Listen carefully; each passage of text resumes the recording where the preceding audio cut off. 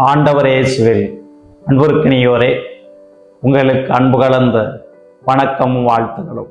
இன்று நாம் நம் ஆண்டவர் இயேசு கிறிஸ்துனுடைய திருவுடல் திருரத்த பெருவிழாவை கொண்டாடி மகிழ்கிறோம். அருள் பணியாளர்களுடைய பாதுகாவலராக அறியப்படக்கூடிய புனித ஜான் மரிய வியானி நற்கருணையை பற்றி பேசுகிற பொழுது, கடவுள் இந்த உலகத்திற்கு வழங்கியிருக்கக்கூடிய மிகப்பெரிய கொடை என்றால் அது நற்கருணை தான் என்பார். தொடர்ந்து அவர் சொல்கிற பொழுது, ஒருவேளை இந்த உலகத்தில் நற்கருணையை விடவும் பெரிய கொடை எதுவும் இருந்திருந்தால் அதை தந்திருப்பார்.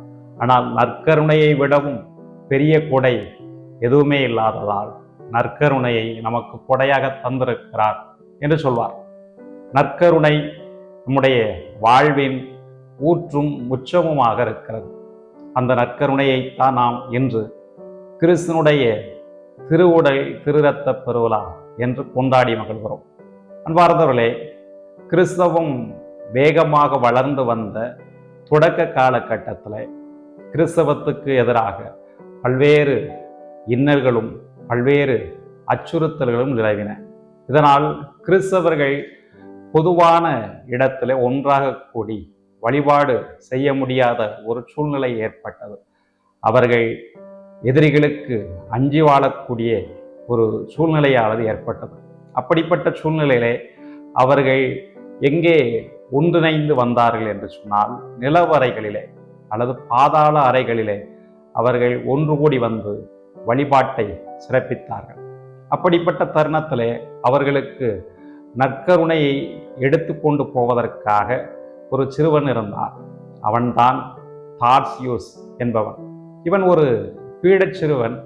இவன் நற்கருணையை தன்னுடைய நெஞ்சோடு தாங்கிக் கொண்டு மக்கள் இருந்த இடத்திற்கு கொண்டு போனான்.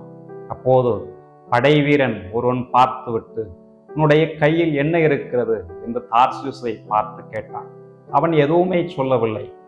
மீண்டும் மீண்டுமாக அந்த படை வீரன் தார்சியூஸை வற்புறுத்தி கேட்ட போதும் கூட தார்சியூஸ் எதுவுமே சொல்லவில்லை. இதனால் படை வீரன் அவனை துன்புறுத்தினான், அடித்து கொன்றே ஓட்டான். ஆனாலும் கூட தார்சியூஸ் தன்னுடைய நெஞ்சோடு வைத்திருந்த அந்த நற்கருணையை தன்னுடைய கையை விட்டு விடவே இல்லை. அந்த அளவுக்கு தார்சியூஸ் நற்கருணையை ஒரு சாதாரண அடையாளமாக பார்க்காமல் அதனை வாழ்வளிக்கக்கூடிய ஒரு உணவாக பார்த்தார். அதனால்தான் இன்றைக்கு நாம் அவனை நினைவு கூர்ந்து பார்க்கிறோம். புனிதராக திரு அவை உயர்த்தியிருக்கிறது. இன்றைக்கு நாம் நம் ஆண்டவர் இயேசு கிறிஸ்துனுடைய திருவுடல் திருரத்த பெருவிழாவை கொண்டாடி மகிழ்கிறோம் என்று சொன்னால், இதற்கென்று பல்வேறு சிறப்புகள் இருக்கின்றன.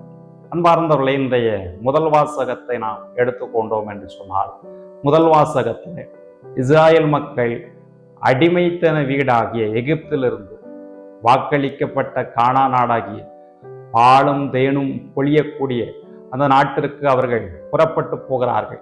வழியிலே அவர்கள் உணவு வேண்டும் என்று கேட்கிற பொழுது ஆண்டவராகிய கடவுள் அவர்களுக்கு என்ன வழங்கினார் என்று சொன்னார்? மன்னா என்ற உணவை வழங்கினார். இது வானதூதர்களுடைய உணவு என்று அழைக்கப்படுகிறது. இந்த உணவை உட்கொண்ட இஸ்ராயல் மக்கள் தங்களுடைய பயணத்தை தொடர்ந்து மேற்கொள்வதற்கான ஆற்றலை பெற்றுக்கொண்டார்கள். அந்த அளவுக்கு அவர்களுக்கு வலிமை அளிக்கக்கூடிய, உடலுக்கு ஆற்றல் அளிக்கக்கூடிய ஒரு உணவாக இந்த மன்னா இருந்தது. ஆனால் மன்னாவை விடவும் மிகப்பெரிய உணவுதான் நம் ஆண்டவர் இயேசு கிறிஸ்து தன்னையே தரக்கூடிய நற்கருணை என்ற உணவு. இந்த உணவை பற்றி அச்செய்தியில் ஆண்டவர் இயேசு கிறிஸ்து பேசுகிறார். விண்ணகத்திலிருந்து இறங்கி வந்த வாழ்வளிக்கக்கூடிய உணவு நானே. இது முன்னோர் கொண்ட உணவு போன்றது அல்ல. அதை உண்டவர்கள் இறந்து போனார்கள். உண்பவரை இறக்காமல் செய்யக்கூடிய உணவுதான் இந்த உணவு என்று சொல்கிறார். இயேசுனுடைய வார்த்தைகளை சீடர்கள் புரிந்து கொள்ளவில்லை. ஆனாலும் கூட இயேசு சொன்னது உண்மை. அதை நாம் நம்பி ஏற்றுக்கொள்ள வேண்டும். இந்த நற்கருணை உணவு நமக்கு எத்தகைய அழைப்பினை தருகிறது என்பதை இன்றைய இரண்டாவது வாசகத்தில் பவுலடியார் மிக தெளிவாக எடுத்து கூறுகிறார். பவுலடியார் என்ன சொல்கிறார் என்றால், நாம் பலராகியாக இருந்தாலும் கூட கிறிஸ்துனுடைய ஒரே அப்பத்திலும் ஒரே கிண்ணத்திலும் பங்கு பெறுகிறோம் என்பதனால் நாம் ஒன்றாயிருக்கிறோம் என்று சொல்கிறோம். நாம் சிந்தித்து பார்க்க வேண்டிய ஒரு செய்தியாக இருக்கிறது. நாம் பல பின்னணியை சார்ந்தவர்களாக இருந்தாலும் கூட ஒரே அப்பத்திலும் ஒரே கிண்ணத்திலும் நாம் பங்கு வருகிறோம் என்பதனால் நாம் கிறிஸ்துனுடைய உடலிலே ஒன்றாக இருக்கிறோம். ஆகவே இந்த நற்கருணை வாழ்வளிக்கக்கூடிய உணவாக இருக்கக்கூடிய அதே வேளையில நமக்குள் ஒற்றுமையை விதைக்கக்கூடிய ஒரு உணவாக இருக்கிறது.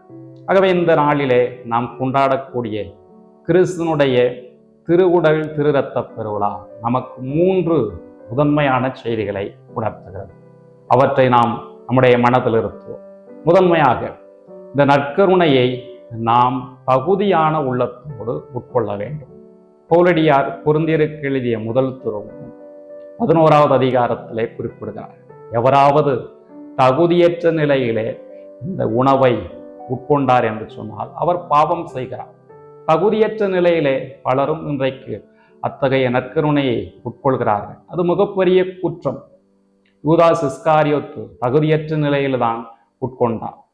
அதனால் அவர் தவறான முடிவினை எடுக்க வேண்டிய சூழ்நிலைக்கு தள்ளப்பட்டார் என்றால் நாம் தகுந்த விதத்திலே நற்கருணையை உட்கொள்ள வேண்டும். இரண்டாவதாக, நற்கருணை ஆண்டவருக்கு முன்பாக நாம் நம்முடைய பொன்னான நேரங்களை செலவழிக்க வேண்டும். புனித ஜூலியஸ் என்ற புனிதர் சொல்கிற பொழுது இவ்வாறு சொல்வார், நற்கருணை ஆண்டவருக்கு முன்பாக நாம் நீண்ட நேரம் மன்றாடுகிற பொழுது, அவரோடு ஒன்றித்திருக்கிற பொழுது நாம் அவராகவே மாறுகிறோம். ஆகவே நாம் நற்கருணை ஆண்டவருக்கு முன்பாக நேரத்தை செலவிடுகிற பொழுது நற்கருணை ஆண்டவராகவே மாறுகிறோம் என்பது உண்மையாக இருக்கிறது. நிறைவாக இந்த நற்கருணை நமக்கு ஒற்றுமையை வலியுறுத்தி கூறுகிறது. நாம் பல பின்னணியை சார்ந்தவர்களாக இருந்தாலும் கூட கிறிஸ்துனுடைய திருவுடலையும் திரு ரத்தத்தையும் உட்கொண்ட பிறகு அவராக மாற அழைக்கப்படுகிறோம். ஆகவே இந்த சிந்தனைகளை நாம் உள்வாங்கிக் கொண்டவர்களாய் நற்கருணையை தகுந்த உள்ளத்தோடு உட்கொள்வோம். நற்கருணை ஆண்டவருக்கு முன்பாக நம்முடைய பொன்னான நேரங்களை செலவழிப்போம். நற்கருணை ஆண்டவராகவே மாறுவோம். அதற்கான ஆண்டவரை கடவுளிடத்திலே கேட்போம். ஆமென்.